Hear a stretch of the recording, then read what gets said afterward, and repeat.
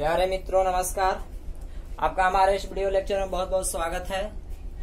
आज हम लोग आप पहुंचे हैं विरंजक चूर्ण, जिसको ब्लीचिंग पाउडर जिसका रासायनिक सूत्र CaOCl को बनाने की विधि, गुण एवं उपयोग को समझेंगे। तो विरंजक चूर्ण अथवा ब्लीचिंग पाउडर बनाने से पूर्व हम लोग को थोड़ा बात जान लेना चाहिए कि बुझा हुआ चूना और बिना बुझा चूना किसे कहते हैं। तो मित्रों आप ध्यान पूर्वक समझेंगे।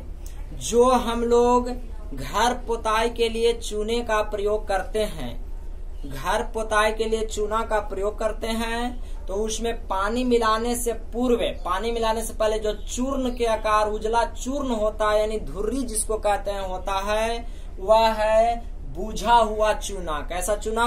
बुझा चूना। ठीक है। जब उसको में पानी मिला देंगे, ठीक है, और पानी मिलाते थोड़ा सा भाप उड़ता है और वह पानी बन जाता है, यानी उजला पानी दुधिया हो जाता है, जिसको से हम लोग पोताई करते हैं, तो वह कहलाता है बिना बुझा चूना, यानी चूने का पानी। जब चूना के पानी बन जाता है तो उसको हम लोग बिना बुझा चूना कहते हैं, जिसका सूत्र CaO कैल्शियम ऑक्साइड हो जाता है। लेकिन जब बुझा हुआ चूना के बात होता है तो कैल्शियम हाइड्रोक्साइड को कहते हैं, जो पानी मिलाने से पहले के होता है। तो आइए, तो कहता है कि शुष्क बुझे हुए चूने, जिसका सूत्र कैल्शियम हाइड्रोक्साइड को 40 डिग्री सेल्सियस ताप पर क्लोरीन गैस प्रवाहित करने से विरंजक चूर्ण यानी ब्लीचिंग पाउडर की प्राप्ति हो जाता है। प्यारे मित्रों, आपको रसायन शास्त्र में ही समझना चाहिए कि प्रवाहित करने से यानी अभिक्रिया कराने से, तो जब हम लोग शुष्क बुझे हुए चूने को क्लोरीन के साथ यानी क्लोरीन गैस के साथ अभिक्रिया कराते हैं तो ब्लीचिंग पाउडर यानी विरंजक चूर्ण की प्राप्ति होता है। तो प्यारे मित्रों, आशा करते हैं आप कैल्शियम हाइड्रोक्साइड को समझ पाए होंगे और प्रत्यक्ष रूप से देख पाए होंगे। अब देखिए, हम लोगों ने कैल्शियम हाइड्रोक्साइड लिखा और क्लोरीन गैस का इसके साथ क्या किया? अभिक्रिया करा दिया। कैल्शियम हाइड्रोक्साइड को क्लोरीन गैस के साथ अभिक्रिया करा दिया तो हमको ब्लीचिंग पाउडर यानी विरंजक चूर्ण बनाना है। विरंजक चूर्ण का सूत्र आपको पता है CaOCl या CaOCl2 कह सकते हैं। अब इसमें से ध्यान से देखिए, आपने कैल्शियम और Cl2 और एक ऑक्सीजन निकाल लिया और यहाँ लिख दिया। तो आप ध्यान पूर्वक देखेंगे तो इसमें 2 हाइड्रोजन और 1 ऑक्सीजन यानी जल बचेगा। ठीक है। तो आप ध्यान रखिएगा, जब कैल्शियम हाइड्रोक्साइड की अभिक्रिया क्लोरीन गैस से कराते हैं तो ब्लीचिंग पाउडर और जल की प्राप्ति होता है। ठीक है। तो अब हम लोग आगे बढ़ेंगे। अब थोड़ा सा और समझ लीजिए, आपको एग्जाम में पूछा जा सकता है कि क्या होता है जब बुझा हुआ चूना में क्लोरीन गैस मिलाते हैं। तो जब बुझा हुआ चूना में क्लोरीन गैस मिलाते हैं तो ब्लीचिंग पाउडर की प्राप्ति होता है। प्यारे मित्रों, अब आप यह भी समझ रहे होंगे, जो चूना था व्हाइट कलर के था, इसलिए ब्लीचिंग पाउडर भी कैसा होगा? व्हाइट ही होगा। ठीक है। तो अब हम लोग कैल्शियम हाइड्रोक्साइड से क्लोरीन गैस मिलाकर ब्लीचिंग पाउडर प्राप्त कर लिए। अब हम लोग विरंजक चूर्ण का भौतिक गुण को समझेंगे, यानी ब्लीचिंग पाउडर है उसका भौतिक गुण क्या है, फिर उसका रासायनिक गुण एवं उपयोग को समझेंगे। तो प्यारे मित्रों, भौतिक गुण मतलब समान रूप से वो कैसा है? तो यह सफेद चूर्ण होता है। कैसा चूर्ण होता है? सफेद चूर्ण। अभी हम आपको कहें कि सफेद है बुझा हुआ चूना, तो यह भी सफेद चूर्ण होता है। इसमें क्लोरीन सा गंध निकलता है। कैसा? क्लोरीन सी एक गंध, मतलब एक तरह से कहा जाए जहरीला गंध निकलता है। सफेद चूर्ण होता है जिससे क्लोरीन सी गंध निकलता है। ये 2 भौतिक गुण है, याद रखिएगा। पूछा जा सकता है कि विरंजक चूर्ण का रंग कैसा होता है, तो सफेद चूर्ण होता है। इससे कैसी गंध निकलती है? तो क्लोरीन सी गंध निकलती है। ठीक है। अब थोड़ा सा और ध्यान देंगे, थोड़ा सा नोट हमने आपको लिखा है। विरंजक चूर्ण, ध्यान दीजिए, विरंजक चूर्ण को हम लोग ब्लीचिंग पाउडर तो कहते ही हैं। देखिए, विरंजक चूर्ण को ब्लीचिंग पाउडर भी कहते हैं। ठीक है। लेकिन इसको कैल्शियम ऑक्सीक्लोराइड भी कहा जाता है। क्या? Calcium oxychloride. यह भी आप ध्यान रखिएगा। आप ध्यान से देखिए तो आपको दिखा देगा कैल्शियम ऑक्सीक्लोराइड। ठीक है। कैल्शियम ऑक्सीक्लोराइड भी कहा जाता है। प्यारे मित्रों, अब हम लोग विरंजक चूर्ण का रासायनिक गुण को समझेंगे।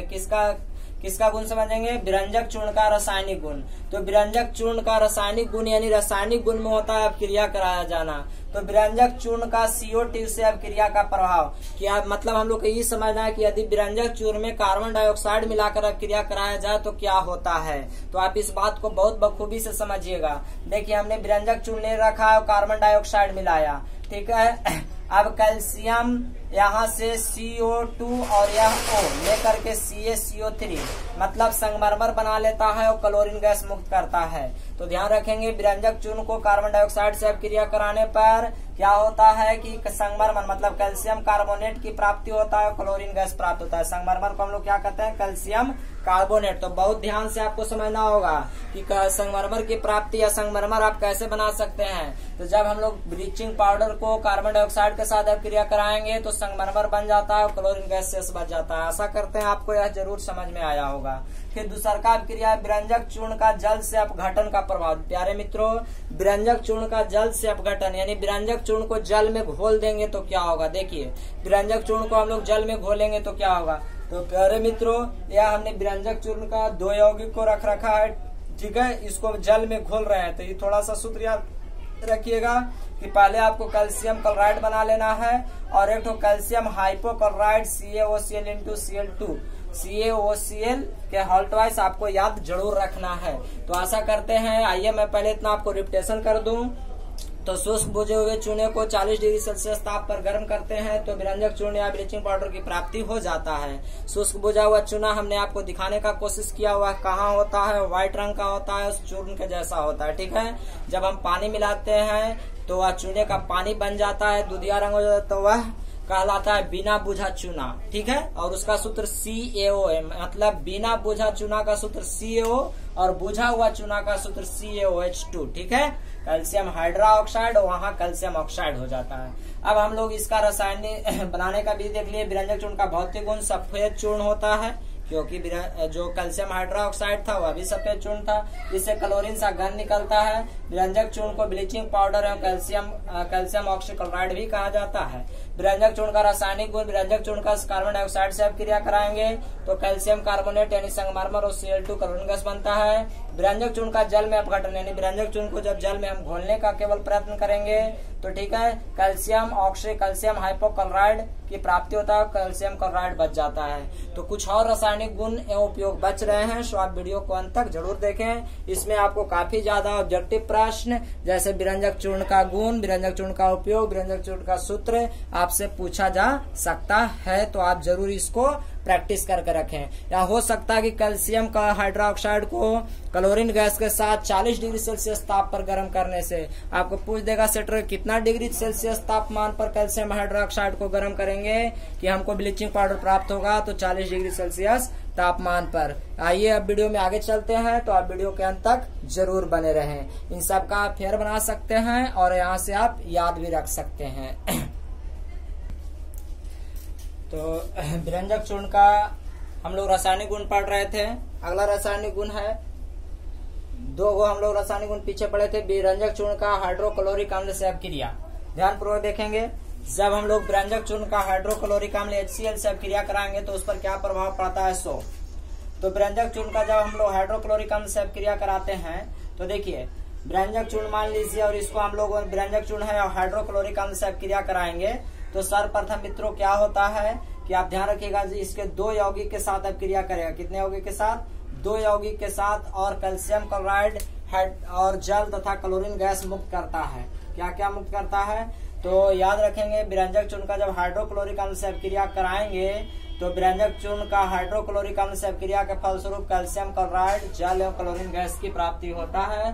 थोड़ा सा भी बात को ध्यान रखेंगे। ऐसे आप इस अपक्रिया को समझना चाहते हैं तो देखिए, कैल्शियम हाइड्रोक्साइड को हमने जल से अपक्रिया हाइड्रोक्लोरिक अम्ल से, तो देखिए कैल्शियम और यहाँ 2 क्लोरीन अणु के साथ लेकर के अलग हो जाता है, इस तरह से CaCl2 बना लेता है, ठीक है। और इसको हम लोग CaCl2 यहाँ से अपक्रिया कराना है तो यहाँ 2 देना होगा, क्योंकि अगर इसी से रखेंगे तो खाली अपघटन होगा। इस तरह से अब हम लोग 2 लिए तो यहाँ से 2 हाइड्रोजन 1 ऑक्सीजन H2O बना लेता है, परंतु उसी तरह से यहाँ 2 क्लोरीन बचा रह जाता है तो Cl2 की प्राप्ति हो जाता है।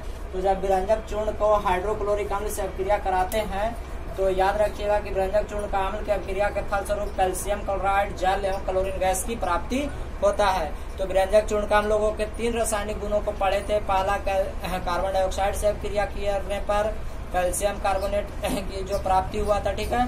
दूसरा का हम लोगों ने पढ़ा था कि जब हम लोग उसको जल में अपघटित कर देंगे CO2 की अपक्रिया से CaCO3 बना था। जल में अपघटित कर देंगे तो कैल्शियम हाइपोक्लोराइड बना था। ठीक है, और उसके बाद हम लोगों ने जब हाइड्रोक्लोरिक अम्ल से अपक्रिया कराया व्यंजक चूर्ण का तो कैल्शियम क्लोराइड जल और Cl2 की प्राप्ति होता है, तो ध्यान रखेंगे। ठीक है, अब हम लोग व्यंजक चूर्ण का उपयोग को देखेंगे कि व्यंजक चूर्ण का उपयोग कहाँ होता है। प्यारे मित्रों, व्यंजक चूर्ण का पहला उपयोग कीटाणुनाशक के रूप में हम लोगों पिछला दिन पढ़े थे। क्लोरीन गैस का उपयोग उसको कीटाणुनाशक मारने के रूप में जल में मिलाने से किया जाता है।